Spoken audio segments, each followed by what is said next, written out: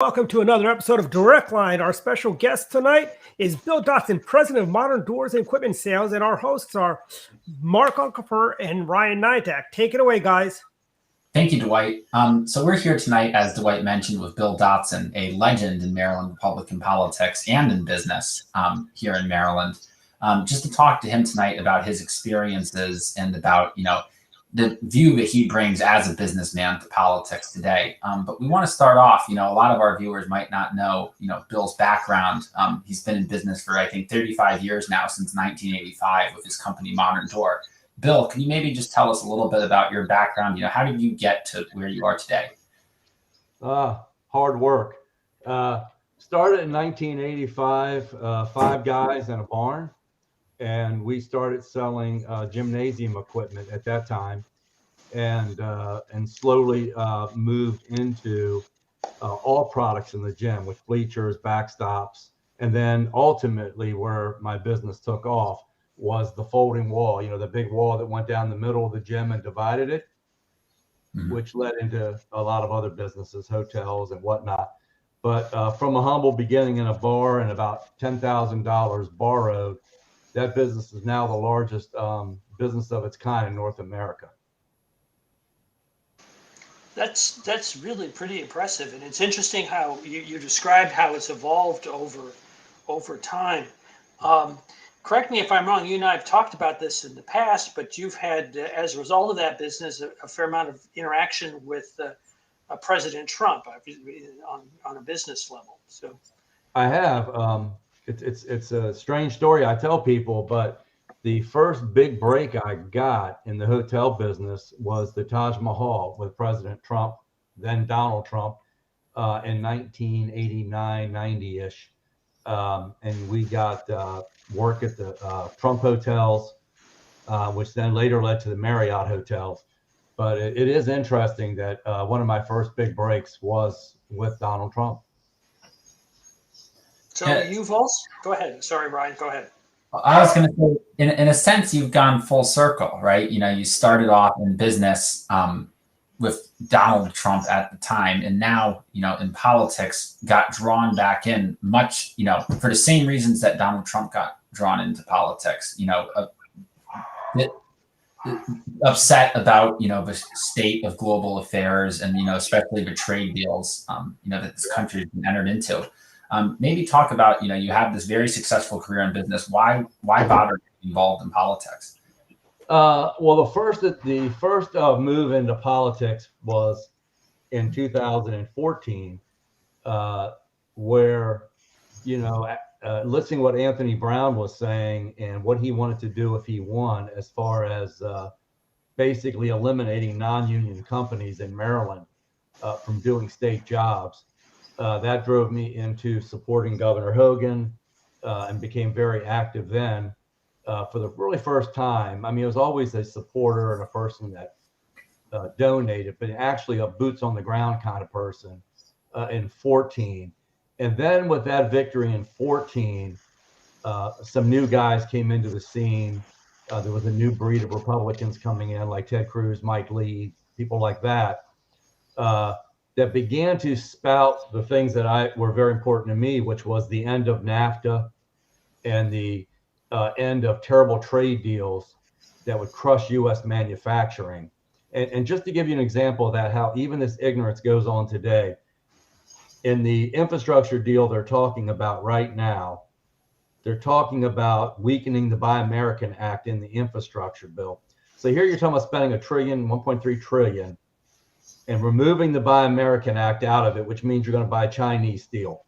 So that's the kind of stuff going back. Barack Obama's, the first stimulus bill, if you remember when he was talking about Joe Biden was going to boots to shovel and all that stuff. Steny Hoyer, not known fact, but Steny Hoyer actually pulled the Buy American bill out of the Barack Obama Stimulus Act, which led to the purchase of Chinese steel pretty much across the board. So that's the kind of stuff, the degradation of American manufacturing, which is what I do now. I'm a manufacturer, and I also represent about 11 manufacturers selling their products. Anything in politics that destroys U.S. manufacturing is of great interest to me.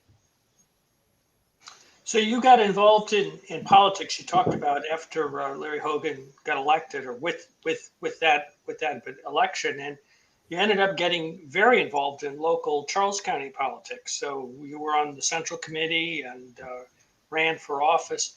So how was that experience for you? Well, so if you look at all my business experiences since 1985, I always try to find out what's the secret to make this work. And so I found out pretty early on, if you want to be effective in politics, besides just being a big donor, the way through is the Central Committee to the state party to the national party. And so, as you said, I got in the Central Committee and appointed to the Central Committee in 2015, knowing we were going to 2016 presidential election. And then by 16, I was the chairman of the Central Committee. Because that really is, I mean, outside of Donald Trump coming in, the way through to make politics work is through the central committees, the state party, the national party. So once I found out the formula, I got in the flow of how it works in politics, and that led me to some pretty great things. Of course, Larry Hogan won, Mike Lee won in Utah, Ted Cruz, Rand Paul. These are all big supporters of the American Manufacturing Association. So help me out a little bit. You ended up running for state senate in 2018. I think you originally were running for delegate, and then an opportunity kind of came up for you to run for the Senate as well. Yeah. So yes. So 2018 here in Charles County. We've just had a very anti-business set of politicians in our county commissioners. And I think we probably may have one of the, I'm not going to say the worst, but we have a very bad state delegation. And so I started off running for delegate, ran a pretty good campaign for delegate, won the primary against a few other Republicans. And then after the primary, the Republican who won the state Senate nomination dropped out. He withdrew, which then led the Central Committee to appoint me to run for the state Senate. And then Governor Hogan did a lot for me. I mean, there was the drive for five. I don't know if you remember in 2018, where Hogan picked 5 candidates that he really wanted to win the Senate race and spent a lot of time with. And so I had a great campaign. Unfortunately, 18 was a tough year for Republicans in Maryland. A lot of good Republicans lost. We lost a lot of good county executives. But, you know, you build from everything. And in 2018, once that election was over, having connections and made good connections with Dave Bossie and some other things, that led me to Pete Navarro, who was on Operation Warp Speed, and I was able to get on a subcommittee of U.S. manufacturing there. And I feel like I made some impact there in the American Manufacturing Committee. So, you know, everything plays together, and you guys know this because you're on the state party. You leverage your relationships. We have 2 great RNC committee people in Maryland, Dave Bossie and Nicolai Ambrose. You leverage those relationships. We have a great chairman, Dark Hair. You leverage that relationship, and you try to get something done. Because really, whether you get elected or you don't get elected, in the end, you're trying to make progress and make things better at whatever you have a passion to work on. In my case, it would be a better business climate in Maryland. If it's on a local level, it'd be better business climate here in my county, my state, and then nationally, of course, it would be economic and manufacturing. And so all through this process, 14 to 21, I feel like I've been able to do that and effectively move in that direction. So what, Chris, in last year, you were elected as a delegate to the Republican National Convention, a Trump delegate. I did. Unfortunately, you weren't. None of us were able to go down to down to Charlotte, or even was going to be Jacksonville for about 20 minutes, and then and no place at all. But certainly that is a testimony to kind of your rather rapid involvement in state Republican politics. Yeah, thanks for mentioning that, because that, as you know, that's a congressional district. Right. And so I had some really big numbers in Calvert and St. Mary. So it gave me some, what I would call tri-county exposure. And so whether we went to the convention or not, for furthering what I want to do, that was an important step for me. So, now, one of the rather unexpected turns in your career took place at the end of the year, and you ended up as becoming a judge of the Orphans Court. So, could you explain how that happened, and secondly, what does the Orphans Court do? Yeah, that is an interesting turn, because right after the presidential election, obviously that ended Operation Warp Speed and my involvement with that committee. We had an Orphans Court judge for many years retired due to health reasons, and the person who replaced me, Nicole Bennett, was a great county chairman, and Kevin Wedding, who's a former Orphans Court judge. Those two came up with the idea and pitched me on doing it, and I'm glad they did. I put my name in, and the governor was kind enough to appoint me.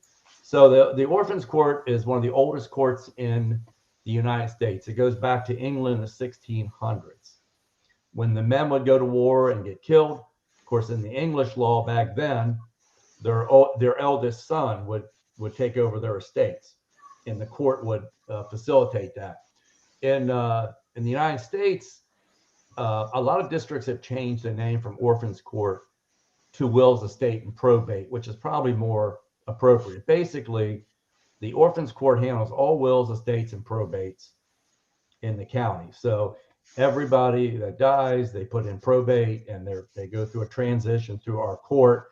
Our court's objective is to speed the process of probate along. Usually about a year and a half is about as fast, maybe a year at the best is as fast as it can go.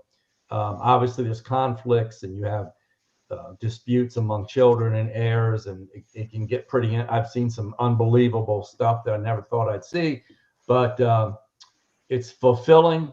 The job came with a lot of prerequisite classes that were pretty difficult. They're taught from lawyers and judges. And so if you're not a former judge or a lawyer, you've really got to be on your P's and Q's to pass those classes. But I was fortunate. I've gotten through all my classes, and we have court every Tuesday, and it's very rewarding. Sounds like probably not what you anticipated doing when you set out on all of this, but a great opportunity for public service in Charles County. It's a public service, and it's part-time, and that allows me to perform that public service, still doing other things outside, still working my manufacturing career, and also trying to further the interest of U.S. manufacturing. I just did some testimony before Congress about steel prices and things like that. So I'm still very active. My question would just be, Bill, you're doing all of these things. How do you, balance it all? It's the business first, and then the politics came into it, and you're representing manufacturing, which obviously is of great interest to your business. And you're also, serving the people of Charles County on the Orphans Court. So how do you make the time, or how do you handle that? Yeah, it is tough. My wife and I have 8 kids, so that's tough. They're all grown, so everybody's out of the house. But time is tough. But you prioritize, and you have to be pretty disciplined as far as your schedule goes. But if you have the passion to do these things, you find a way to make the time. And there's a saying that the perfect is the enemy of the good. Mm-hmm. I know a lot of people won't understand this, especially people really hardcore with certain political beliefs.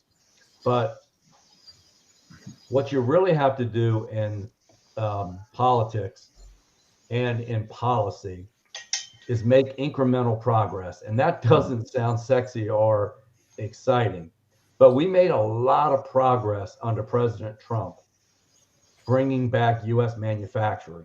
Our steel capacity now is the highest it's been in about 40 years. So that's progress. We got rid of NAFTA and we made a better agreement, USMCA. That's progress. We have the China phase 1 and 2 trade deals. I don't know what Biden's going to do, may get rid of it, but right now they're in place. That's progress. We still have some tariffs on China. That's progress. We still have some tariffs on Canada. That's progress. So I would probably not lose my mind over some of the defeats that we have from time to time if I don't keep grounded in the fact that we are making progress. We have a pro-business governor. We've made a lot of progress in Maryland. Whether people forget where we would be if we didn't have Larry Hogan. I know very well where we would be. With a Ben Jealous, we would have been locked down in an anti-business climate. So, I live in the celebration of progress and maybe incremental, but it is progress. And I continue to find ways to try to move us further. I think we have some great opportunities in our party in 2022. I like some of the things that I'm seeing, and I think we have some real opportunities if redistricting happens to get a more pro-business climate. Because that in the end, social programs and stimuluses are temporary, but creating major jobs, like what Kelly Schultz is doing in the Department of Commerce, when you see things like, her just bringing in Great Wolf Lodge to Cecil County and Fortune 500 companies. This is progress. Yeah, you alluded to it just now with your answer, but 2022, there's a lot of opportunities for our party here in Maryland, and you alluded to Kelly Schultz, who's a fantastic candidate, and she's going to be our next governor. What with Kelly, are you excited about her being the next governor? I've been to several events now with her. She, number one, she's a self-made person. If you hear her story of her life, it's very interesting. I encourage you to go out and meet her and hear her life story. She's somebody who has pulled herself up by the bootstraps, going to college late in life. I think she didn't get her degree till she was 38. Successful delegate, successful Secretary of Labor and Commerce. Trust me, she's the kind of person we need. Because she'll be pro-business. People don't realize it, but Maryland, we have to compete against West Virginia, Delaware, Pennsylvania, Virginia. These are these border states. So when somebody's looking to move down here, whether it's a biotech company or whatever it is, they're looking at their option. Pennsylvania says, hey, come over here, right across the border, in Gettysburg or wherever. And then West Virginia is like, hey, we're right over here. Virginia, probably one of the most pro-business states. And so if you don't have a Secretary of Commerce that's out there swinging, you're not going to land these big deals. Kelly Schultz has that experience between her delegate, Secretary of Labor, and Secretary of Commerce. She's perfectly suited to be the next governor with her experience base. So, Dwight asked me to talk a minute about young people getting into politics. And I want to go back to what I said earlier. There's only really one way to be effective. I mean, if you're really rich, obviously you can be a donor and try to go to all these events. But the better way to do it is to go through the Central Committee to the state party. If you look at like the rise of Nicole Bennett, both know Nicole Bennett, right. But she came on our committee 5 years ago-ish. She did a tremendous job as under me, and when I was chairman. She did a better job as chairman than I did when she became chairman. And now she sits first vice chair of the MDGOP. So this is an example, Maria Sophia. We have so many people in our party we could talk about. A young man like yourself, Ryan, perfect example. You start, you get involved in the county level, You go to your conventions, you meet your MD GOP counterparts, you get to know classy guys like Mark up there that got this experience. And then what happens, you start to, your sphere of influence starts to increase. Nicolay Ambrose, powerful person in politics. She can open doors for you. David Bossie, certainly a powerful person in politics. We have a red, white, and blue dinner coming up. We're all going to be in the room with Mike Pompeo. So I would encourage anybody interested, start at your central committee level and develop that up. It's interesting. Kelly's career path really reflects that as well. It does. If I'm remembering correctly, I recall that she was the volunteer when she was, as you mentioned, she was graduating from college late in life. 2006. And I think the next year she was involved in Republican politics, was the volunteer of the year, and about as quickly as you became chairman, she became chairman in Frederick County.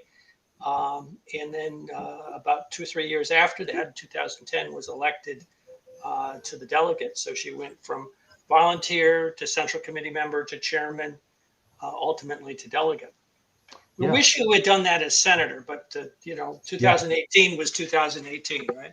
Yeah, but going back there, if you think about it, this is like I mentioned Nicole Bennett. So in these committees, you have a lot of people who don't do anything, to be honest. So and you got a lot of older people who are there, and I think maybe it's just a passage of their life. But if somebody gets in there and they work really hard, they're going to be noticed. And they volunteer, they work really hard. Like you said, she became volunteer of the year. But people notice people who are working hard and making a difference. And then you start to rise, your stock rises. And the more your stock rises, the more you have a platform to speak about. And the other thing I would say is, because I read, somehow I still squeeze in about 2 hours a day to read, is to be ready if the opportunity comes to talk. Early on when President Trump was running, we were in Miami, GOP meeting with Reince Priebus. And I started talking about NAFTA, trade deals, the TPP that Barack Obama was trying to push through. And Priebus could see that I had a really big grasp on the trade deals and the damage it was doing. And I think what got them was, I said, if President Trump promises to kill NAFTA, he'll win Indiana, Michigan, Ohio, and Wisconsin. And before I know it, Reince Priebus had me in the room with Donald Trump saying the same thing. Mm-hmm. And if you remember in 2016, Donald Trump won all 4 of those states that I talked about, because I have factory connections in those states. Those states suffered greatly because of NAFTA, greatly. And Trump was the first candidate that came out and actually said, I'm going to kill NAFTA if I'm elected. Those states hadn't heard that. I love Ted Cruz. I thought he was a great candidate, but he was trying to maybe not step on so many toes, where Donald Trump was okay in 2016 with punching people in the nose, and it worked in that election. Now, I read in Red Maryland that your favorite book was, you can get to change your favorite book, but I think this was when you were running 3 years ago, Mike Lee's Our Lost Constitution. And I think you alluded to that earlier, that the constitutional issues really meant a lot to you. They do. And, it's funny. It's just so weird how this path that I've been on since 14, I ended up doing an event with Kathy Shalega, and Mike Lee at the last minute said he wanted to help. And we ended up sitting next to each other, and we struck up this friendship that we still communicate pretty often via text. And I'm big on the Constitution and the abandonment of Article 1, which gives the power to Congress. We have seated this super powerful executive, started really under Nixon, where the president has way too much power and these executive orders. And now what's really happening though the power of the presidency is now weakening us on the world stage, and I'll tell you why. Countries like Germany and people like that are starting to think maybe it's better to deal with China, because at least China is consistent. The problem in the US is, from an Obama to a Trump to a Biden, you've got policy swings like that. And so I know it's good when, obviously when one side wins and throws out the other side, but when you have these inconsistent policies just over 6 years, if you look at from Obama, where he was at in 16, trying to drive into Vietnam, Laos, and Cambodia with TPP, and then Trump killing TPP, and now Biden trying to swing back. Kamala Harris is talking about, hey, to solve these problems with the border, we better put more factories in Mexico. Well, if you put more factories in Mexico, guess where those factories are going to come out of? Michigan, Ohio, Indiana, right? And so we're going back to the failed policies of moving jobs out of the country to solve other people's problems, and then creating problems. I never forget, I was in a town 2014 that a vacuum cleaner, come to me in a minute, but a vacuum cleaner factory had moved out of there and taken about, maybe 1,100 jobs. But this was a small town. It decimated that town. That this vacuum factory had up this very small town in rural Virginia and gone to Mexico. I don't think, we live in an area, all of us on this call, we're in this DC, Metro, Maryland area, so supported by government. But when you're in places like Michigan and Wisconsin, Ohio, a factory pulling out of a little town like Beverly, Ohio, I was in a couple of years ago, can destroy a town. Right. But here everybody has a guaranteed check because they work for the government. Trade policies destroy towns in other states in the Midwest, and it's a personal angst of mine. My new book I like. It's a good read if you like American manufacturing. It's called Factory Man, and it's written by the CEO of Bassett Furniture, and it's his story of trying to stop China from destroying Bassett Furniture. A lot of people don't realize that the Chinese government will target an industry like American furniture and actually supplement the Chinese manufacturer so they can sell below cost for a period of time to destroy the American manufacturing base, like American furniture. And we see that happening. We've talked about this on this show, and it really is, I think, unfortunate that so few people appreciate what you do, is the challenge that we're currently facing from China. And it's not going away anytime soon. And it was a real change when President Trump came in and was prepared to go forward with policies that address that issue, rather than this idea that somehow if we have more business and more trade arrangement, that somehow the Chinese will end up becoming more pliable or more sympathetic to the West, which is a policy we just haven't seen work. It's not true. If you talk to the Chinese, that's not true. They intend on becoming the world superpower at the detriment to the United States. In the end, you don't have national security without U.S. manufacturing. Lee Iacocca wrote a book. I'll get the name of it and send it to you, Mark. But he talks about after Pearl Harbor, within 1 year, the U.S. manufacturing base had the U.S. equal Japan and Germany in manufacturing. Within 2 years, doubling Japan and Germany. 3 years, tripling Japan and Germany. Now, if you had gone under the policies of Barack Obama in 2009 through 17, you would have no steel made in the United States, or very little steel made in the United States. In the event of an attack by Japan, China, whoever, not Japan, obviously our ally, but China or Russia, you got to have steel. Mm-hmm. We're making now, President Trump made a big effort into steel. But let's even talk now for a second about semiconductors, right? very little U.S. semiconductors. So they have an issue in China, Japan, and Taiwan. We got 80,000 trucks sitting at Ford plant in Louisville, Kentucky, because we don't have semiconductors. You don't have control of your country if you don't have a solid base of manufacturing. That's how the war effort was won in World War II. Again, no aluminum. We make very little aluminum. If you Google, India makes more aluminum. I think Denmark makes more aluminum than the United States. So, magnets. We're importing most of our magnets. You can't fly a plane without magnets. You don't have GPS without magnets. So, you are really opening up weakness for a country when you can't supply the raw materials that you would need if there was some kind of conflict. Bill, you talked about, Trump winning in these Rust Belt states, Michigan, Pennsylvania, Wisconsin, because of this frustration, and people feel like they haven't been heard on this issue. And, that obviously creates for a very, tight situation in elections, because you're waiting to see, on turnout in those two states.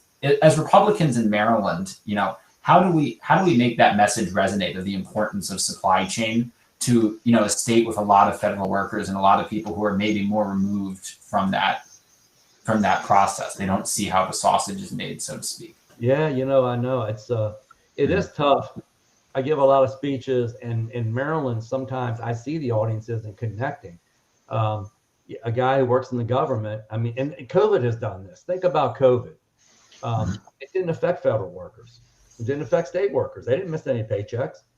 Mm-hmm. And so you got to get it down to where they understand semiconductor chips, where you can't buy a new truck right now. For example, I have a company right now. We're trying to buy 5 new trucks. 6 months, no trucks. So you got to get down to shortages and inflation. They'll probably get it that way. But the Republican Party is going to make better strides in those Rust Belt states. Remember, Trump lost Michigan, which is a big surprise, and I'm still trying to figure it out for what he did for Michigan in 2020. A lot of it COVID, a lot of it just driving into his personality. But if we were to have a DeSantis, for example, in 2024, same message, different personality, I bet you we'd win those states back. But we also see a change that's taking place within the Democratic Party as sort of the lunch pail issues that used to be part of the Democratic coalition seems to have been pushed aside in favor of a more woke agenda, if you will. And I agree with you. And they used to be the blue collar party, but if you look at what Joe Biden did, barely winning Pennsylvania 1% or whatever, over and over and again saying he wasn't going to touch fracking, saying he wasn't going to touch the Keystone Pipeline. And coming in, the punch in the face that Joe Biden did to the union is historic. And he wasted no time doing it. Cutting out those pipeline jobs, going after fracking in Pennsylvania, West Virginia. They're going to pay a price for that, because the unions. Now, one thing people don't realize, in the CARE Act, he bailed out the union pension funds. No one's talking about that. That was a straight payoff to the unions. Screwed you on all these jobs. Here's some money for your pension. I can't remember how many hundreds of millions he funded their pension with. But my point is, there was a time when the Democratic Party absolutely went after the blue collar worker and the union worker. And you're right, Mark, those days are gone now. They're more interested in, hey, you can stay home, get $638 a week. We'll give you some stimulus. We'll give you $300 child care credit. They're really going after the Andrew Yang, universal basic income stream of thought. Let the government take care of you. Where we need to be is that you work and you do the fruits of your labor. You control your life. You make your decisions. If the 4 of us are sitting here and one decides to work 30 hours a week, 140, 150, and 170, there has to be a different result at the end of the day in the fruit of their labor. And, the Democrats want to get away from that. They want to get into this more socialist society. But the problem, with that thought process is you're making people comfortable in poverty. Our message is to work your way out of poverty. And by the way, when you talk to these Guatemalans and some of these other people that are coming over here, man, do they get it. Right. They get it. They want to work and they want to make money and they want to buy houses and they want to invest. And they're all about hard work and fruits of their labor, versus just basically, everybody getting the same, piece of cheese on Friday. Mm-hmm. Switching gears a little bit, I was fascinated by something of a little known fact. You live in Port Tobacco, which is the smallest municipality in Maryland. I think it's the census had it down to 13 people. I don't know how many of those were members of your own family. You mentioned, what's it like to live in a town that small? Well, as I told you, I'm in the process of moving to town La Plata. But my 13 years in Port Tobacco have been wonderful because, as you said, I am a student of the Constitution. Across the street from where my house was, I could walk to it, is John Hanson's home. Correct. And that property is still there. And he was the president of the First Continental Congress. I can walk through my backyard, or at least I could, and I would come into the Port Tobacco courthouse. That courthouse is where they sent, and I'm going to think it's 70 men or something like that to defend George Washington in New York. They were all killed, but they gave George Washington time to escape. And that's where we come up with the old line state. Right. But they came out of the courthouse at Port Tobacco. And when John Wilkes Booth killed Abraham Lincoln, the Secretary of Defense sent a battalion down to Port Tobacco because it was well known that Port Tobacco was Confederate sympathizers. We were dealing, because we're right on the Potomac River facing Virginia. And so it's a long storied history, and I'm going to miss Port Tobacco. I still own some land there, so I guess technically I still have ties to Port Tobacco. I've got some land and barns there that I'm not selling. But it's a cool place, and it was a cool 13 years to live there. So is the local government, you have commissioners? How is that structured? Port Tobacco actually just has one mayor. It's a very small situation there. I'm now moving into the town La Plata, which it's a full town. And so we have a mayor and a town council. Yeah, great time. I wouldn't trade it for anything, and it's a great place to have raised my kids. That's good. Mark kind of went all the way down the ballot there to Port Tobacco, and their one mayor. We talked a little bit about Kelly Scholes, our presumptive top of the ticket, earlier. Are there any other opportunities you see here in Maryland in 2022? Race is kind of in the middle of the ballot. County executive seats we can take back. I know we don't know what the state Senate and House map will look exactly like yet, but we kind of know a little bit where things will stand. Yeah, I mean, I find Anne Arundel County interesting. I think Jessica Hare has a real opportunity there to take back that county executive seat. I know that there's other people in our party that would like Herb McMillan. But obviously, whoever wins the primary, I'd love to see be the next county executive. I think Jessica has a strong chance, just simply because, we have to face the elephant in the room, which is the god awful amount of money you have to raise today to run for office. I think Jessica could do it. I definitely see that. I think Mike Huff is going to win that county executive seat in Frederick. I think he's a great guy. I think that's a real opportunity for us. And then I think Kelly has a great chance. You got 9, 10, 11 Democrats going to kill each other in the primary. And so hopefully they outleft each other and we see a bloodied Democratic candidate coming out of that primary that Kelly could beat. The big elephant in the room that we all don't know the answer to is redistricting.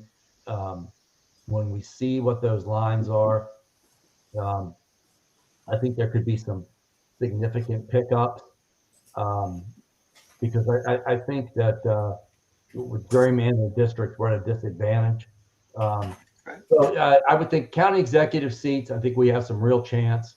And I also think if Kelly Schultz, maybe the one thing different about her, that maybe we've seen some things in the past, I think she'll work a lot harder for the down ballot candidates than maybe we've seen in the past. I'd like to see her candidacy have some real lift to some of the other races.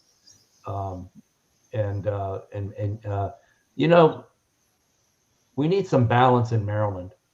I certainly would like to see the Republican Party at least get that, to break that 70% thing and have filibuster, or at least veto-proof power, a power to not, be overridden and veto. Because I don't think anybody believes that Maryland. Imagine again, go back to Ben Jealous. Imagine if Ben Jealous won in 2018, and this supermajority Democratic legislature that's in place.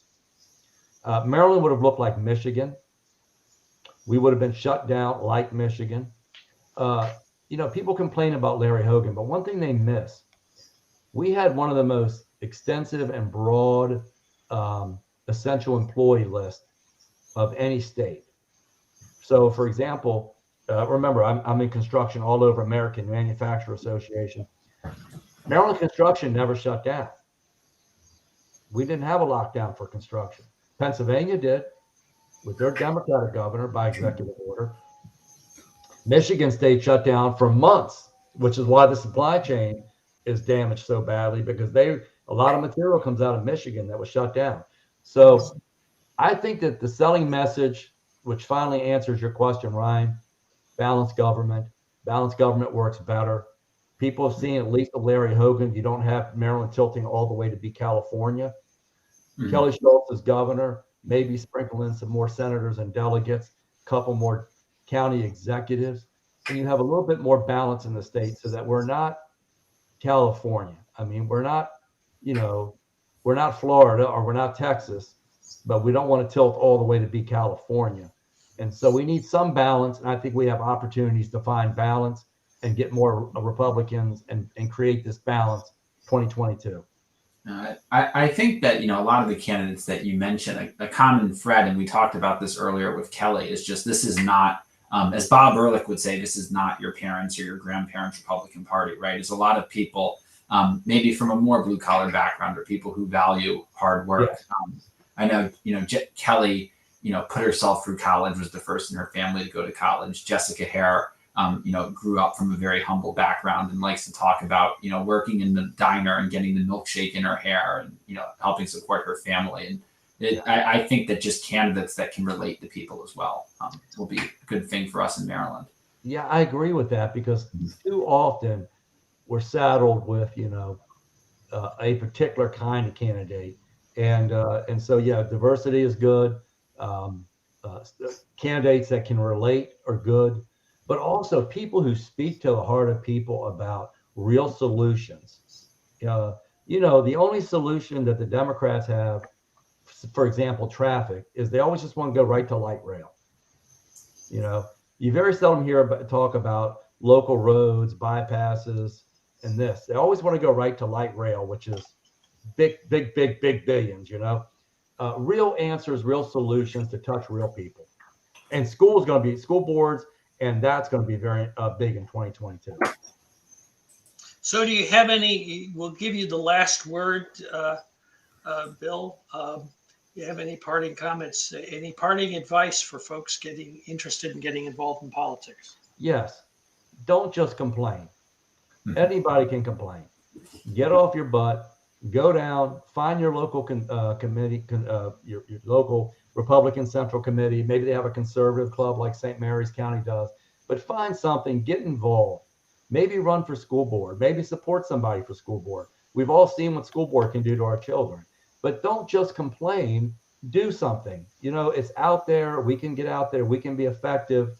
We need people. We need young guys like Ryan, young blood to come in and get out there so that we don't look like a monolithic party, that we have diversity of age, of backgrounds, and that's how we're going to reach people. Well, thank you very much, Bill, on behalf of Ryan and I and the Montgomery County Republican Club. We really appreciate your joining us on Direct Line. It's a great time tonight. Thank you, guys.